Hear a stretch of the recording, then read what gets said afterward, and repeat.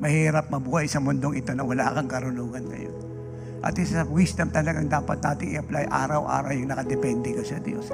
For me, that is the best wisdom that you must do. To depend in God. In all things. Anong sabi niya sa Proverbs 3, 5, and 6?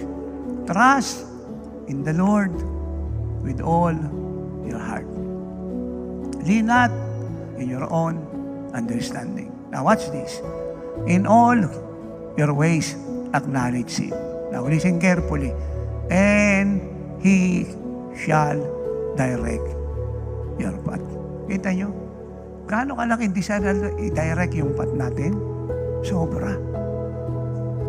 Siya yung nag-move sa atin na magtiwala sa Kanya ng buong puso kasi gustong-gusto niyang i-lead tayo sa lahat ng bagay. Do you understand that? Siya yung nagdi-desire, nagpipresenta, nag-volunteer ng sarili, almost saying to you, my children, give me the right to direct your path. Give me the permission to direct your path. And how to do it, my children, as God says to you, trust in me with all your heart. Huwag kung kani-kanino, sa akin. Huwag sa lakas mo, sa expertise mo, sa diploma mo, sa galing mo, sa personality mo, sa connection mo. Trust in the Lord with all your heart. Sa akin. Do you get that? Alam niyo, guilty ang siya dito sa buong mundo.